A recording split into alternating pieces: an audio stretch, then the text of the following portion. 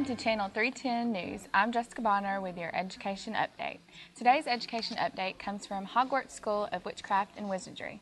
Once an underachieving institution stuck in the Stone Age, Hogwarts now boasts computers in every classroom, interactive learning labs, and new attitudes toward technology in the classroom. Let's go live to Hogwarts where our correspondents have more details on the classroom conversion. Staying connected with the world is an important tool for any classroom. Ever since Hogwarts has decided to switch over, the students and teachers have become more networked. Twitter is a fascinating way to connect with people throughout Hogwarts. It's the newest and easiest way to discover the latest news related to subjects you care about. In just a 140-character tweet, you can share your thoughts to others who are interested. Students are able to mark keywords or topics in your tweets and Students are able to share their thoughts to others who are interested. Students are able to have discussions outside the classroom by using hashtags. Hashtags are used to mark keywords or topics in your tweets and allow us to categorize messages, which makes it easier to have out-of-class discussions. Teachers are easily able to communicate with students through hashtags and able to make classroom announcements. When I recently interviewed one wizard, his response towards Twitter was, "It's an awesome way to connect with other wizards and muggles." Now, some students seem to prefer Facebook over Twitter. Facebook is a social networking tool geared towards students more than teachers. Pictures can be easily shared along with status updates to share on your wall with all your friends to see. Facebook is a great way to create groups where classrooms can interact. Students at Hogwarts have their own Facebook account just for classrooms, so nothing personal is shared. It's a great way to create events and collaborate by being able to chat amongst the classroom through special group settings. Since Hogwarts has adapted to using Twitter and Facebook, the teachers have seen a major increase in students' interest in networking. The students seem to be interested in new technologies around here at Hogwarts, and we will continue to follow up with the increased use of social media. This is Erica Kahn reporting live from Hogwarts. Back to you, Jessica. Thank you, Erica. It seems that Twitter is not the only new addition to Hogwarts. Let's go to Ariel Robinson for more information on Blogger. Hogwarts School, the students use Blogger, which is a free weblog publishing tool from Google. It allows one to share text, photos, and videos to people all around the world. Every project, activity, and assignment that they produce is published on their blog so that everyone can see it. 3 of the projects that the students participate in are C4K, Comments for Kids, C4T, Comments for Teachers, and C4C, Comments for Classmates. For the C4K and C4T projects, the students are assigned a different kid and teacher from places all around the world every other week.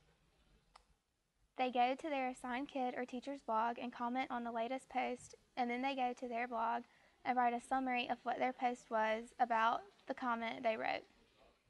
For the C4C assignments, the students are assigned a different classmate's blog every week, and they are supposed to read their latest blog post assignment and leave a comment for the classmate to read. Blogger is very useful for the network student because it allows students to use technology to do all of his or her assignments. Now, back to you, Jessica. Thank you, Ariel. Now to Alex, broadcasting live from the Slytherin Common Room. Thanks, Jessica. I've just been informed by the students of Slytherin that they have been using this new kind of email called Gmail.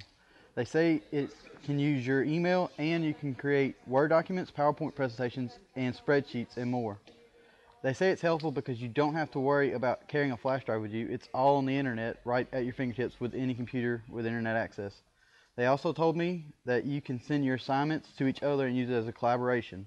They say this tool was good for them because they could work as a group project without having to meet in person. Back to you, Jessica. Thank you, Alex. The secret to the success of the teachers and students at Hogwarts lies in their personal learning networks, or PLNs. A PLN is a group of people, tools, organizations, and activities that facilitate teaching and student learning. A teacher's PLN can exist of other educators and professionals from around the world that they are connected to through Twitter and other media. A student's PLN can include teachers and also websites that are educational, such as Discovery Kids, the Library of Congress, and other educational blogs. Even sites such as Twitter and YouTube can be beneficial in a PLN. To organize all of this information, staff uses sites such as Symbaloo or NetVibes. All of the inspiration and information they need is right at their fingertips. PLNs keep staff and students networked and connected to a treasure trove of resources, all from their computer screen. To conclude our education update, Erica Kahn has an exclusive interview with Hogwarts headmaster Dr. John Strange about his thoughts on transforming education through technology. Erica? Okay. Thank you, Jessica. Dr. Strange, when you first came to Hogwarts, they didn't even have electricity. Why did you feel it was important to incorporate technology into Hogwarts classroom? My goodness, has it been that long? No electricity? Well, several people the other day tried to go without technology. Have you ever tried that? Just to do I did. For a whole day. And not many found that they were able to do it. So one of the things we've learned from that is that the kids who come to Hogwarts are absolutely going to be using technology. And if we don't provide ways for them to incorporate that into their learning, then we're missing one of the major ways to keep them interested.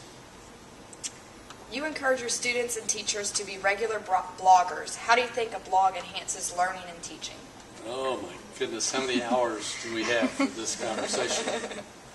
Oh, I'll go through it real fast. Number one, that enables people to actually have a real audience. Number two, it enables people to really connect with the world. Number three, we can emphasize writing, even though writing is rapidly disappearing, and maybe by the time the next century rolls around, we won't even be writing at all, only talking to some machine, transcribing.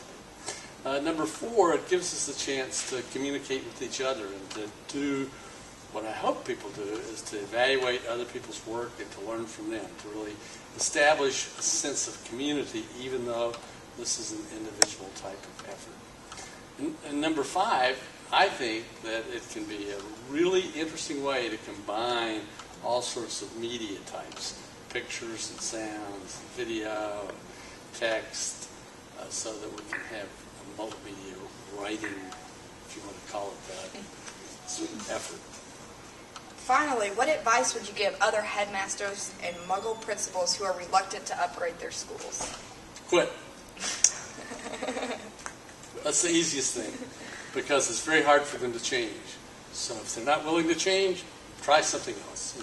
They might try setting up a flight school, garbage collection agency, or whatever. I really do think that it's important for all of us to constantly try to look at the best ways to encourage and excite people about learning. If we don't get them excited about it, their curiosity and their creativity will just totally disappear. We have to give them the freedom in which to act in those ways. So if you can't cook, if you don't like to eat, get out of the kitchen. Well, thank you so much for your time today, for talking to us. And this has been Erica Kahn with your Channel 310 News. This has been your Education Update.